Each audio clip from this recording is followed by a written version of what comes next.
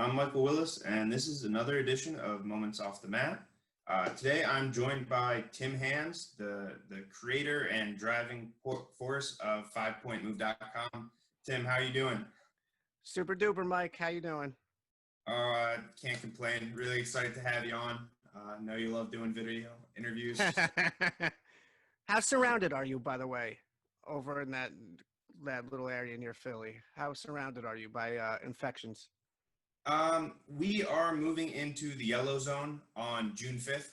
So supposedly that's a good thing, but it's numbers wise, it's not so great right here. But Yeah.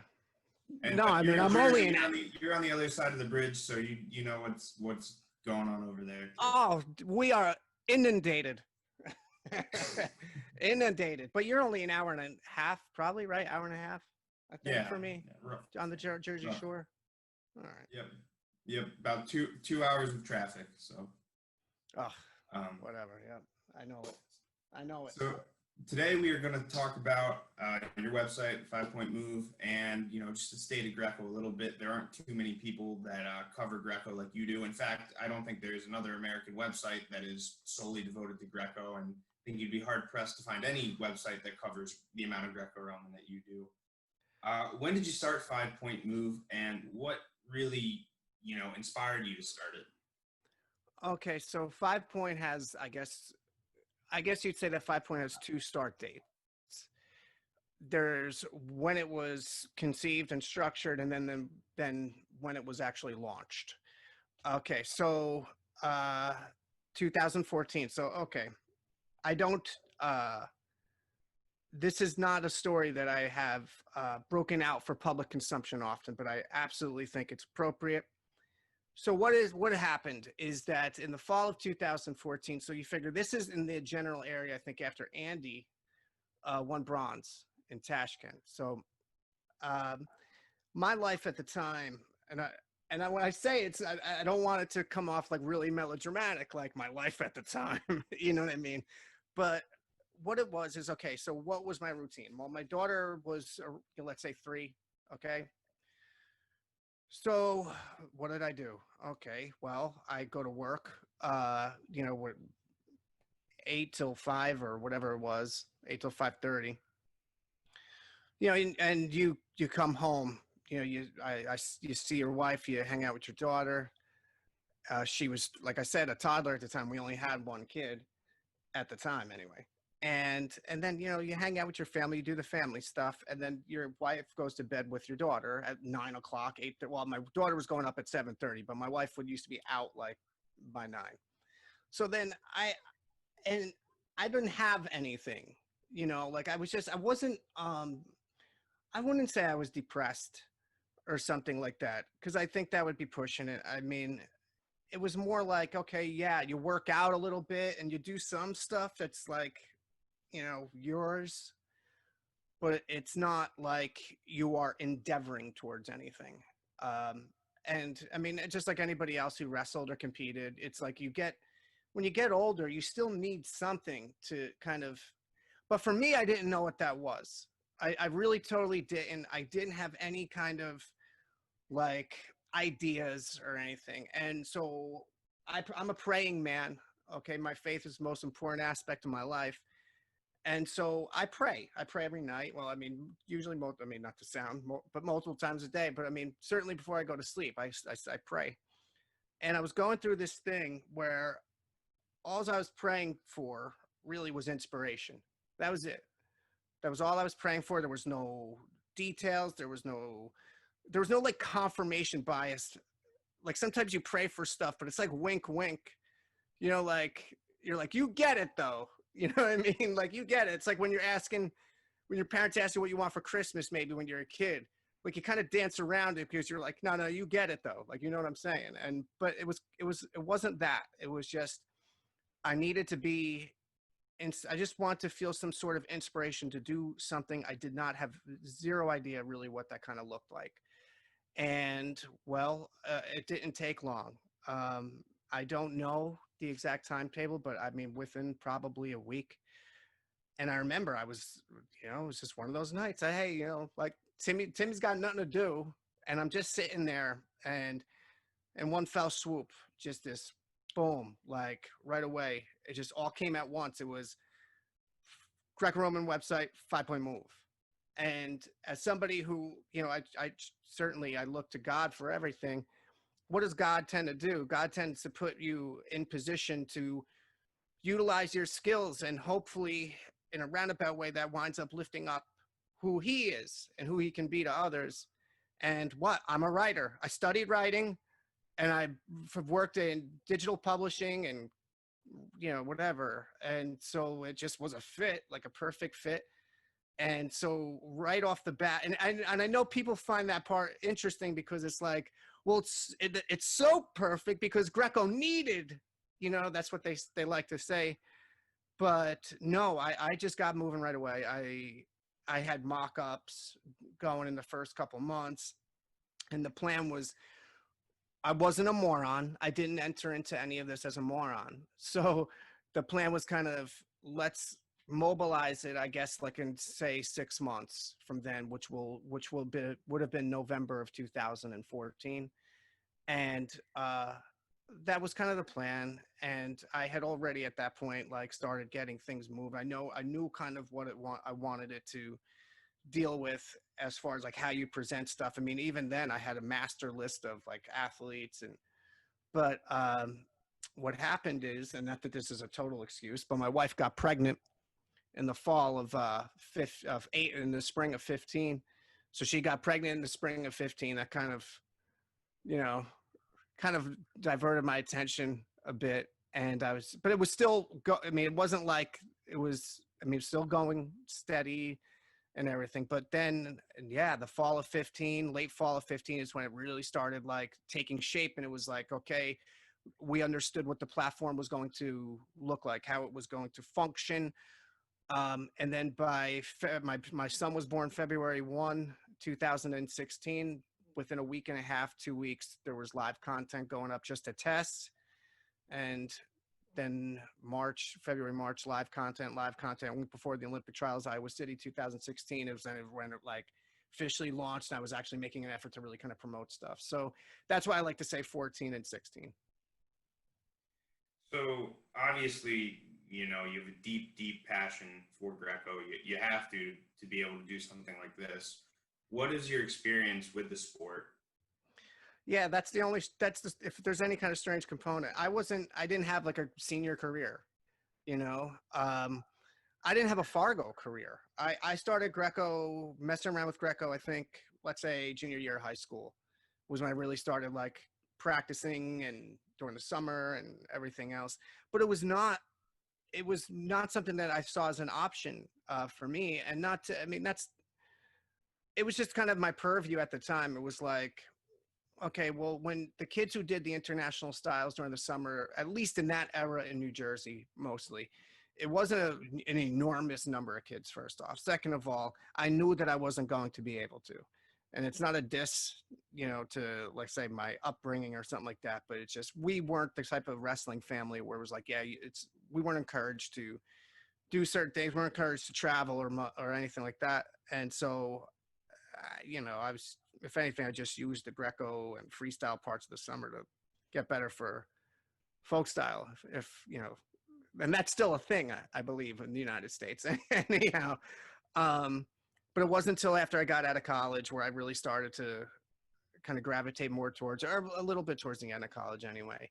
And then by the time I really started to figure out what I wanted to do, and like, oh my gosh, I've already begun. I was out of college. I had already begun my career at the time. I was working as a reference editor for a publishing company, and I knew I wanted to marry my wife. And if those are two things that you have going on, I don't know if you have what it takes to compete as a senior athlete. So that side of it was short-lived. I mean, people know this, but Nate Engel in 2007 reverse lifted me in New York. And he stuck me too, because I was I was just I just didn't belong there. I mean, just didn't. But you know what? It just irks me to no end, because like, I'm now 41. I turned 41 at the end of January. And I'm in really, I think, very good physical condition. And there's nothing I'd love more than a rematch. Like, absolutely. I think about it all the time. All the time. But yeah, that's my Greco experience. I mean, I competed in a handful of senior events, didn't do very well, and but it's okay because I married my wife. My semblance of a career got started and whatever. But yeah. I think I'd pay to see a rematch with you and Nate Angle, and I don't think I'm alone in that. I think Yeah. maybe someday. So you 5 point move is kind of your I wouldn't even call it a side project because it is, such a big undertaking. How much time do you invest in it? Uh, yeah. I mean, certainly, I think you said it the best. 5 point move, is wonderful. Would certainly venture to say it has an authoritative presence, um, but it doesn't pay a New Jersey mortgage. Okay, that's the joke all the time. You know, but so it is. It's of course. I mean, you know this as well as I do. When you're covering athletes and you're covering the sport, um, whatever level, it's just it tends to be all encompassing. I'd work on 5 point basically whenever I can. So what does that mean? We even have a shirt that says Faith Family 5 point. And so how do I mean that? Okay, well, you have priorities. Okay, so my priority, well, of course, faith. Faith comes first. You don't have family without the faith. And then my job. I do have to work. So, and luckily, I don't shovel rocks into a wheelbarrow as my job. I do have a job though, and that job is I write for an agency. So, okay, I'll give you an example. What's going on right now? Well, with quarantine, forced healthy quarantine, but with quarantine, what goes on is that my wife has to observe normal work hours, and so lately I've been getting up like maybe a little before 6, a little after 6, just so I could get a little bit of a head start on 5 point. Then I have my children for the day pretty much, and then my wife gets off of work at well, let's say 4 o'clock. I do my work for a while. I spend time with the kids before we bring them up to bed, and then they go to bed. If I have work left over, I have work left over. But I've been fitting 5 point in on that like tip there, like after the kids go up, and then however long that lasts. But typically, when we're not in quarantine, because I'm a writer editor, and because I work remotely and kind of have control over my workload, caseload, I could, so long as I get my job done, I 5 point has a tendency to make appearances during the workday anyway, right? So, but yeah, I mean, so long as my priorities in order, that's where 5 point fits in. Unless I will say this, unless it's a major thing, if it's a major event, Pan Am Qualifier, Pan Am Championships, pretty much really any kind of senior thing, for sure. But if it's an event, especially a big one, then I find a way to kind of juggle the priorities a little bit for that one. But it doesn't happen without faith and family, though. Yeah, see, it seems like you definitely have to maintain a pretty set discipline to fit that all into one day. Well, especially now, Mike. I mean, I have a 4-year-old and an 8-year-old here. Like, do you know what this place sounds like? I have a nice, cozy little office with like a nice little area separate from, and it sounds like Jurassic Park on acid in this house. That's you can tell you're a writer because that's definitely a writer's metaphor. Uh, so wrestling in general is a very niche community. It's a subculture. Very tight knit. And then within that niche, there's Greco, which is even more niche and maybe even more tight knit. Can you talk a little bit about that and maybe how the Greco community is different from the rest of the wrestling community, if it is different?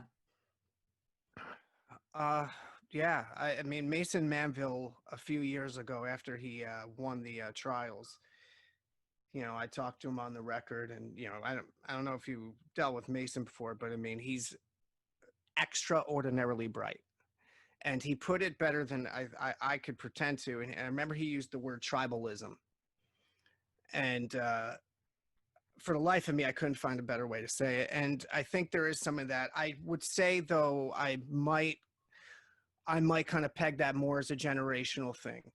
I'm a little bit, I'm younger than the guys who were, let's say, on teams in the 90s. Okay. I would reckon that there wasn't the same divide, or at least perceived divide, that there is now. And I think that there are, I mean, maybe real or imagined, there's extenuating circumstances. I think there's perceptions. And I think that the Greco community kind of bands together because of that.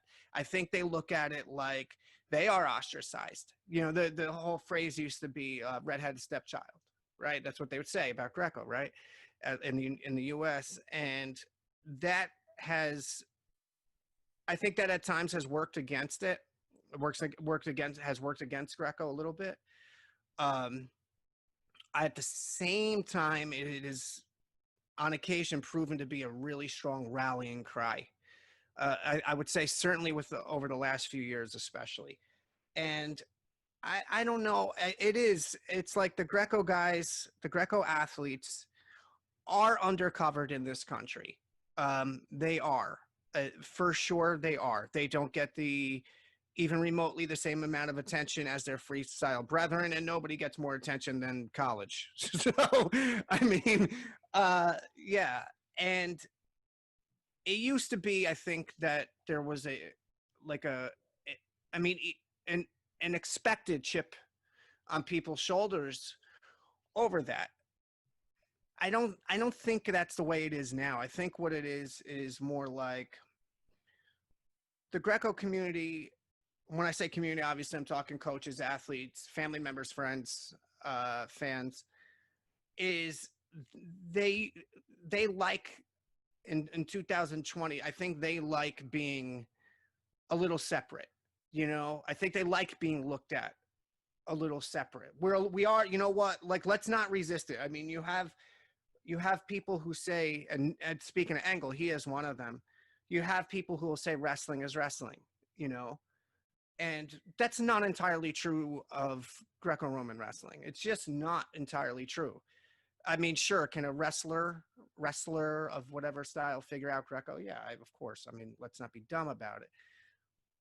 But when you watch Greco at the senior level, okay, and watch another style, Greco at the senior level does look different. It looks like its own discipline, okay? And we don't even refer to them. I mean, colloquially, when we talk Greco, we don't say wrestlers. We say Greco athletes. We don't say Greco-Roman wrestler. I mean, look at any 5-Point Move article. The word athlete is in there a lot. So I think we've reached a point to where that separatism isn't so much chip on the shoulder, isn't so much the result of feeling jaded or outcast or something. I think it's more become a unifying factor. I think people stick together because of it. I think there's more positivity around it, so much more so than, oh, we're Greco, nobody cares about us, boo-hoo, because that's another thing. Greco it's a fine line, because Greco does get screwed in certain ways, competitively overseas with officials and everything else. And it's like, well, what the Greco guys, what they can't say anything, because it's like, well, if Greco says anything, it comes off as whining. Okay. And then if they don't say anything, they're pushovers. So it's like, well, what y'all want? You know what I mean? So I don't know, but yes, especially I could tell you I mean, not that this is the end all be all, but 5-Point, look at 5-Point. Like, the people who are into 5-Point are like really super into 5-Point, you know, just like really like super duper hardcore. And yeah, I think people love wrestling. I think there are passionate people for every, you know, niche of wrestling. But for Greco, the people who are into Greco, I think, are a different kind of breed. I really do. Um, So, you just touched on it a little bit there, but what other, issues that are unique to Greco do you see kind of hindering its progress and growth in the US? Yeah, I think misunderstanding. I think that it's a tough thing to kind of navigate because you wind up, at least I do, sounding as though I'm talking out both sides of my mouth. I don't subscribe to the wrestling is wrestling theory the way that some do. Um, However, I think that there is a misunderstanding amongst developmental coaches. And when I say developmental, that doesn't necessarily mean 15, 16-year-olds. I'm talking college coaches as well. And I think that there's a fear or stigma or whatever you want to call it of, well, we don't want our kids wrestling Greco, or we want to at least veer them away from it because we don't know how it positively translates to folk style freestyle success. I think that has been one part of it. I think it has been a big part of it. I think it's been a very frustrating part of it for our youth coaches, our developmental age group coaches in our country. That's what's been wonderful about Gary Mayab, is because it's like Mayab and Linland. I hope they appreciate this. But Mayab and Linland are like good cop, bad cop. Okay. All right. So Linland's going to tell you, hey, if you want to be a Greco-Roman wrestler and win world medals and everything else, like, it is time to start thinking that way and committing that way when you're 15, 16 years old. Okay. And he could be right. He might be right. And then there's Mayab, God bless him, who, like, And for folks that don't know, Gary Mayab's the manager of Greco-Roman programs. yes, He basically goes all around the country working with Greco athletes groups and essentially just growing the style. yes, he's the emissary. And so, but Mayab will say it nice, and then he will at least smooth it to where it's like, hey, well, we can use your skills in our style, and I think that's a wonderful combination for sure. And I think that's probably the way to attack it. But yes, I think, it's funny too, Mike, is that, like, and I don't know if you're going to hit on this or not, but I think this is another hilarious thing. It's like, you look on social media, you look on Instagram or Facebook, Twitter, whatever, anything really. And you have Flow and you have even what's that account? California USA Wrestling. Okay. And there's a bunch of them, right? And they'll share video clips of, like, whatever, like big giant throws. Gets millions of likes, right? Like, oh my gosh, it's awesome. It's awesome. It's like, but you don't want to do Greco, but you think that's all, you know what I mean? It's like, yeah, I get you can appreciate it, but come on. Like, y'all like the throws. Everybody wants to see the throws, but nobody wants to do them. Like, start doing them. That's my contribution to that. Anyway. So on the flip side, I think there's a lot of very good things going on with Greco-Roman in the US right now. What do you think are some things that people can start to look forward to and get excited about in US Greco-Roman? Okay, well, I mean, first and foremost, qualifying 4 out of 6 weight classes at the Pan Am Qualifier was, whew, I mean, it's strange because that was March 13, and then, I mean, that weekend my state got shut down, and there was all sorts of anxiety and confusion. So it's like, it was a really weird time, brain chemistry wise. But Doesn't feel like 2 months ago. No, it doesn't. It's a haze. It really is. That's a good way to say it. And qualifying 4 out of 6 so that was a huge deal. And the reason why it was not because it's such an upset. Oh, it's such a surprise that they were able to. No. It's more that for those of us on the inside of the Greco bubble, qualifying, and there's still 2 more to go, right? There's still 2 more to go. But qualifying has been something that was starting to be talked about very seriously, how we were going to pull this off in 2018. And I mean, the entire plan virtually from that point, we're talking before Christmas, before Thanksgiving, or no, around Thanksgiving 2018. I was in Springs for the summit, and like then the discussions were starting to take shape. How are we going to, like, how are we going to kind of attack this? And, there's only going to be 16 spots in Tokyo. So you knew that whoever out of the 6 Olympic weight classes, you knew that whoever made the 19 world team, they knew themselves that once they made the world team, that they were basically locked in responsible for qualifying those weight categories. Okay. And ideally, that would have all gotten done in Kazakhstan. It did not, but they all knew, like, okay, well, it didn't get done in Kazakhstan. That means next stop is March of 20, right? And if not in March, then, well, then who knows what happens at the trials and who winds up going to Bulgaria. So it was a giant weight. And it was Adam Kuhn's silver, um, Kamal Bey, junior world title in 17, Colton Schultz, cadet world title. They were big, giant moments, for this current little era we're talking about. But March 13 was something special. It was a big deal. And I thought it gave the Greco program a ton of momentum. And you combine that senior momentum with the fact that we're starting to consistently perform each year at the Junior World Championships, each year. Okay. We're having multiple medalists every year since 16, right? So you have that. You have a whole lot of cadets now sprinkled around the country who are terrific. And we have more. Zach Dominguez and Stelt with combat in Wisconsin. Terry Pack has, a giant stadium-sized training center in South Dakota, and just tons of like amazing coaches who are kind of, I think, bringing up this next generation. And this next generation, I think, is going to slay people too. So I'm gonna skip ahead a little bit. In terms of the next generation, who are your favorite kind of up and coming guys to keep your eyes out for? Well, I mean, I don't dip into the Fargo well so much. I try to keep it more.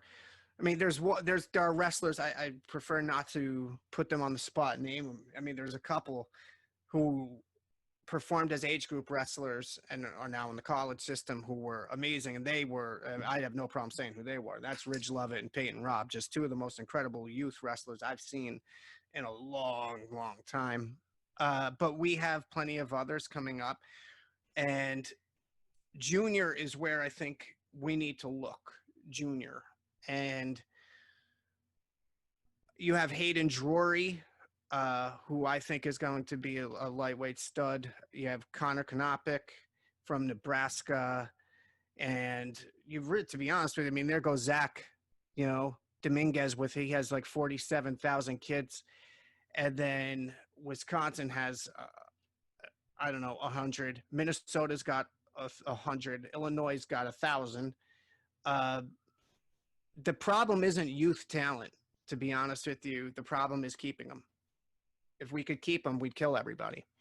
I mean, that's why I get irritated with Fargo, because so many of these kids, they show you during Greco, cadet Greco, junior Greco, they show you how amazing they are.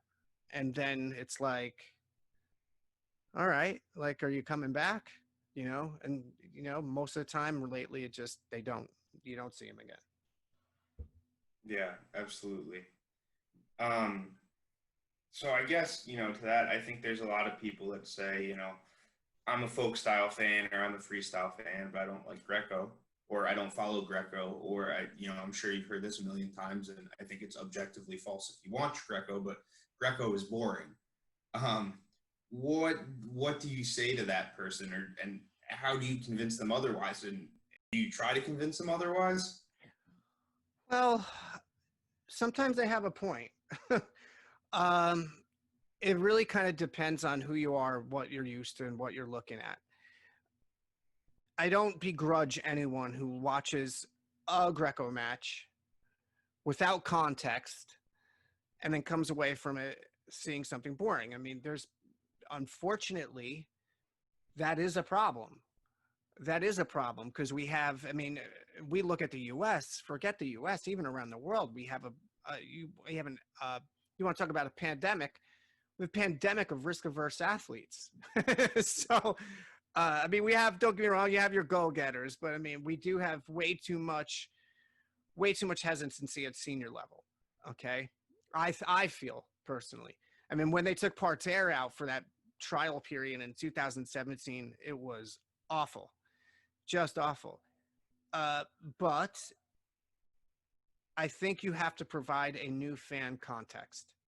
Okay. And that is certainly something I don't know to what degree it is even successful, but that is certainly something I focus on writing recaps, because not all 2-1 matches, 1-0 matches are created equal. Okay. And you try to illustrate that literally. Okay. Like, you could have a slugfest that's 2-1. Does not have to be 7-5, 10-8, or something like that. So I think first and foremost, you have to provide context. What does that context look like? Well, hand fighting a lot of times and pummeling. And there are matches, of course, I'm really into this, but there are matches where they're really tight. People have, somebody who I know might say at the time, well, oh my gosh, this is boring. I'm sitting at the edge of my seat because I don't know if this guy's going to get a push out. I don't know if he's going to I don't know if he's going to get screwed by the official. I don't know what's going to happen. But there's that. Greco is awesome for that constant tension that builds, especially at the big level, senior level. But if somebody says a match is boring, I'm not going to argue. But you'd have to show me what match you saw. Okay, at least do me that favor. Don't paint it with a blanket. Paint it with a blanket. Paint it with a brush. Blanket statement. You don't do that. You have to give me, as somebody who I guess I'm chief advocate number one here. You give me the opportunity to watch some Greco with you. Do me that at least. Let's watch a few matches. How many did you watch? But yeah, I think that Greco, I think wrestling itself, and when I say wrestling, I don't necessarily put it all on the global sanctioning body, but I mean, we have to make it to where, I mean, we got to do things a little bit different too, to, get this going a little bit. But yes, if somebody says is boring, I would say, what's your sample size? Because if your sample size is small and you saw 5 matches that were, fine, they were snooze fests, everybody's just pummeling, not a lot happening, well, then let me choose 5 matches for you to watch. I think that's fair. Absolutely. And then on the flip side of this, I guess I'd say, if someone is interested in Greco but doesn't really know that much about it, how should they get themselves looped in so they can learn a little bit more, and maybe, in terms of the sport technically, and then also in terms of just being able to follow it. And I guess one thing I'd plug before, I get your answer is USA Wrestling YouTube page has thousands and thousands of fantastic Greco-Roman matches, and we're match of the day. So I would really encourage people to check that out, because you're going to be able to find, more matches than you can watch. So that's kind of one of the first directions I'd put them in, but I'd like to get your take on it too. And of course, I would read 5 Point Move as well, because, you really are on the, got finger on the pulse. So I appreciate that. Yeah, of course. I get these emails. I do get them from time to time from parents. Even I've gotten them from club coaches. Kid wants to wrestle Greco. How do we do this? Sort of thing. I mean, most of those cases I forward them to somebody, but I mean, I don't, I'm not going to provide the walkthrough so much. the first thing somebody needs to do is, it depends on the region of the country, unfortunately, right? In some cases, anyway. Some regions of the country are more Greco friendly than others. And sometimes you might find yourself in an area where there's really not like, strong firsthand Greco knowledge. Okay. Uh, if you are a young athlete or the parent or coach of a young athlete and you are not a Mr. Greco guy or Greco girl, okay, because that's going to change everything is when women have Greco, is contact our national program. Absolutely. Contact our national program. There's, if not Matt Lindland himself, somebody will get back to you and help you track down training opportunities, educational opportunities, competitive opportunities, whatever they are. Somebody will help you. Like Mike said, USA Wrestling has about 14 million matches on YouTube. UWW has awesome matches too. I mean, for sure. Yeah, you can go watch last year's World Championships for free. Yes. Is the best Greco wrestling in the world on the face of the planet for free. I mean, the resources available are just so immense that I have trouble even accounting for them, and I do this stuff. But yes, I mean, there are ways to do this correctly, and you contact your state federation. Look, Matt Lindland is not going to be mad at me for saying, just go send him emails. If he doesn't want to respond, he'll delegate.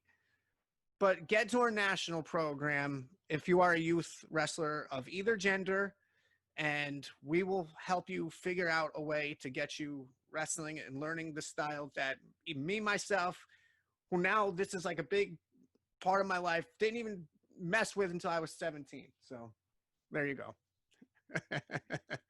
Hopefully I won't be getting a call from Matt tomorrow saying, don't worry about it. I'll take it. He'll call me. That was all Tim. So getting back to 5 Point for a second, what do you think your favorite feature you've written since the site's inception has been? Ooh, wow. Yikes. I don't have an answer. I could tell you that there are certain works I've felt particularly pleased with. I would say the 1996 Remembering Atlanta Oral History with Ghaffari, Paulson, Hall, and Rob Herman.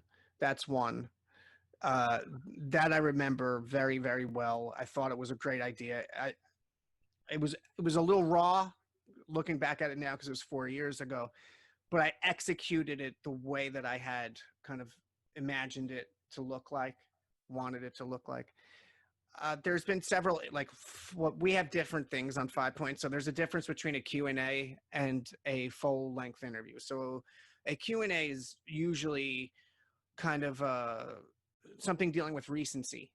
Okay. Like you're coming off a tournament or something's coming up or whatever. Full length interview is we're going to probably go way outside the scope of what's going on recently. We're, talk about personal stuff as well. And the intro tends to be longer. There's been some of those full lengths that of which I've been really proud. Like, talk about Hall, Dennis Hall. That's a weird person for me to talk about because I'm in contact with him, in near perpetuity, seemingly. But the Hall interviews were huge, just as far as entertainment value. Jim Grunwald, which if you have Hall, I guess you have to have Grunwald. But and then certain current athletes with 5 Point Move is always about exposure of the current athlete. And to be honest, one of my favorites for that is Corey Hope from last year. So, but we've had a few. As far as overall favorite, I certainly don't have one that I can nail down right here and now. I'll say that writing the description for Adam Kuhn advancing to the world final is something I won't forget for a while. And as well, Jesse Thielke qualifying 59 kilograms in Istanbul. That was actually, that's, you know what, throw that would be in top two. I mean, Thielke qualifying the weight was amazing, and his follow-up interview a week and a half later was awesome too. But yeah. What do you think you've learned the most about, like, in the past 6 years, or something that you learned that you weren't expecting, or just something that you kind of changed as you progressed because you realized it worked better? Is there anything like that that stands out to you? Yeah, I mean, there's little weird things. As far as writing goes, you know, writing Greco, writing wrestling, I guess. My approach to writing has changed because I write a lot. Uh, but too much probably. So you hope one, like, so I write as my job and then I write for 5 Point. And it's, you know, you hope one makes you better at the other. And that has happened insofar as time management, understanding how to structure things a little bit more efficiently, how to prioritize. There's little stuff with 5 Point that I'm really, really into that nobody cares about, having to do with the style guide. Just little ways that we write stuff. Okay, little. I mean, this is probably my background as a reference editor after getting my degree in writing, but is like how information is presented, how it's rendered on page. I'm always making adjustments to. I would have never thought to do these things if I unless it was if not for 5 Point for sure.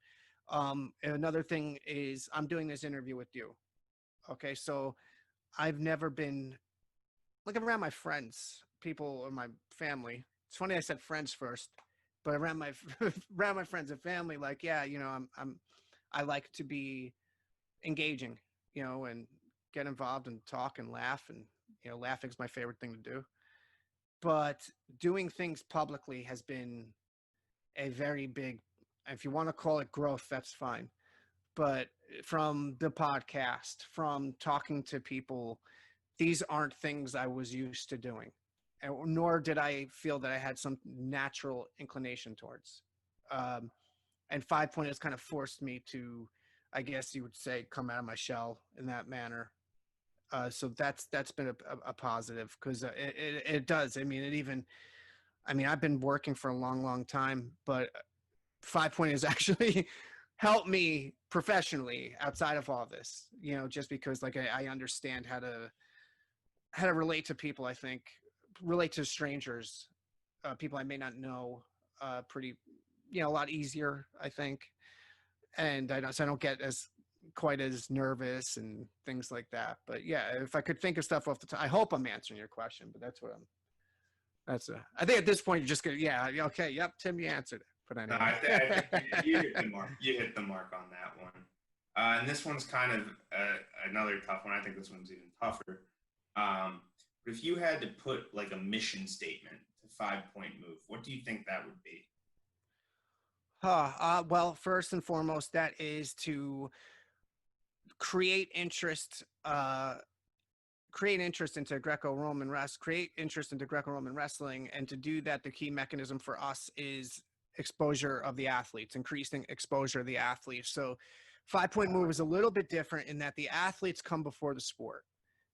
Okay, so what it is that it is my estimation, and I have not been proven all that wrong demographically, but it is my estimation that if we can create stories and points of interest around the athletes, then a function of that will be, of course, accompanying exposure to the sport. Okay, because especially in the United States, I have to really fight to get traffic, to get exposure for our athletes. Okay, because if you write just about Greco is the third style. Okay, so your interest level is going to be like, you know, there's this article here about, I don't know, Kyle Dake. Okay, and there's an article here about, I don't know, Adeline, let's say. Okay, now here's a Greco article about side lifts. Nobody cares, you know, not really. You know, so you have to figure a way to kind of, I think, bridge that gap, use the athletes to do that. You make the athletes the centerpiece, because just going by user behavior, okay, those pieces are going to get read. They are going to get attention. They become important to people. And that is the mission statement. Now, there are other offshoots to that, but I believe in creating exposure of the athletes as the mechanism for creating more interest in Greco. That's my personal belief. Now, there are certain times where the health of the sport and different news items and pieces of information surrounding the sport come first, and I adapt accordingly. But like at the end of the day, like when people think of 5-point move, I want them to think of Greco athletes, not necessarily Greco-Roman wrestling. 5 years down the line, where do you hope that 5-point is, and what do you hope it looks like? And then in addition to that, where do you hope that USA Wrestling is, and what do you think that could look like in relation to Greco, obviously? 5 years. Well, 5 years. If it makes it easier, next Olympic Games. Well, you know what? If there's one thing, and I'd be really embarrassed to kind of go and my saying is that my left shoulder will never get so warm from patting myself on the back. But if there's something that I've really enjoyed about 5-point myself, is that it has had impacts in positive ways for athletes having to do with peripheral issues relative to their careers. I don't want to, I'm going to be careful because I don't want to go too crazy, but like, yeah, it has helped athletes in certain cases, get opportunities. And that's amazing. Absolutely. My most favorite thing has been hearing those things when it has happened. And if 5-point is let's say 5-point is in the same position 5 years from now, okay, it's not this Greco-Roman media conglomerate, you know what I'm saying? Like, let's say it's not that. Let's say it's not that. If it's at the very least continuing to serve the athletes, continuing to serve the cause of growing our style, okay? Not just in the U.S., but just keeping it. I mean, Greco is extraordinarily popular everywhere around the world, but just keeping it going and just helping just feed into this. If 5-point move is in the same kind of position, just having an impact, hopefully, on athletes, on their families, on their friends, creating more fans. That's obviously, of course. I mean, that's a driving goal all the time. And if nothing were to change and 5-point was in the same spot that it's in now, I would be comfortable with that for sure. Do I have goals for 5-point? Do I have plans and ideas? Of course I do. Okay. For sure. But I always try to keep that. It's very important to me that I keep those priorities in order. Okay. And like, I always want the athletes to be associated with 5-point before anything else, and yeah, so as long as I keep it that, like, I never want that to be, that it'll never be a situation where it's like our content plan would change in a manner to where it would deviate enough towards, let's say, more towards, I don't know, different types of media, different types of, focusing more on just events, not as much personal coverage and things like that. Like, no, personal coverage, intimate kind of Q&A interview style stuff, profile pieces. Those are things that I'm passionate about, and hopefully 5 years from now, we're still doing that. If not something better, whatever God has in store, I guess. And as far as the US program in and of itself, this is the right, if you are someone who follows the stock market, be it the New York Stock Exchange, NASDAQ, whatever it is, okay, and you have an idea how that works, now is the time to buy in on USA Greco for sure. Okay, because at the senior level, we're starting to hit this really good groove where guys who have been in the program for, let's say, over a cycle and change, okay, are starting to hit full on peak maturity. Okay, and I don't even mean physically. Physically, some of them may have peaked a while ago. Okay, a few years ago. But in the United States, that bar is measured differently because since we are developmentally behind other nations, a lot of times our athletes don't really hit their stride until they're, starting to nudge 30 years old, And so what we've got going on, I think, at the senior levels, we've got a lot of guys, great talented athletes who've been with our program at the senior level for over a quad and change, let's say, if not a little more in some cases. And they're heading into the redo of the Olympic year, right? Which is really exciting. At the same time, at the senior level, we've got this incredible infusion of youth who are like not even just like okay, and like you could see that down the road they're gonna be good. We have a couple of dudes who like, I don't know what's gonna happen, like I don't know what's gonna happen. There could be a major shakeup for all I know at the trials next year. So that senior already, and then like I mentioned earlier, is that the age group coaches, the hardcore age group coaches we have in this country. Okay, that's Stelt, Dominguez, Champa, whomever. Terry Pack, I mentioned. Brian Medland has Illinois kids still at Fargo. I mean, obviously, Paulson keeps churning out kids every frickin' year like a factory. He's amazing like that. You could always depend on Minnesota. You can always depend on Wisconsin and everything. But even California, Florida. Florida's a beast state if people want to pay attention to it. And we have some others. Even Nevada's coming up.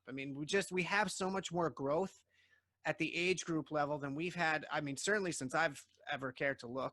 And that's even pre 5 Point, dating back years since this has all been happening, since we've cared about age group.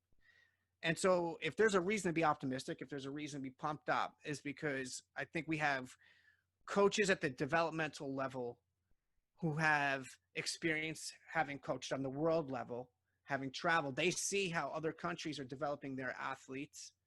They know there's a disconnect to how we're doing it here. Okay. And so what we've seen at the age group level in our own country over the last few years is a lot of growth, a lot of improvement. Combine that with what you're seeing out of the seniors now. And it's like, wow, what is the next 5 years going to look like? Can we return to prominence? I think we could. I do. And those aren't rose-colored. These aren't rose-colored lenses, I do. But we just need, I think the Greco program just needs more support. I think it needs more understanding. And when I say understanding, I don't mean that as like an excuse, like, well, we need you to understand that it's so much harder for us here or something like that. That's not how I mean it. What I mean is more support, more enthusiasm, from the wrestling base in the United States, believe it or not, goes an awfully long way. It really totally does. So I don't know, but the next 5 years could be very, very exciting for sure. Well, you definitely got me a little pumped up, Tim. And I'm certainly looking forward to it. Thanks for coming on the show today. Really appreciate your perspective and all you're doing for the sport. Wish nothing but great things for 5 Points. Mike, I really appreciate you having me on. I think you're a salt of the earth guy, and I'm going to have you on our program whenever Hall gets around to being halfway normal again. But yeah, absolutely. I appreciate it, Mike. Thanks so much, and have a great day, okay? Yep, you too, Tim. Thanks for tuning in to Moments Off the Mat, everybody. Until next time.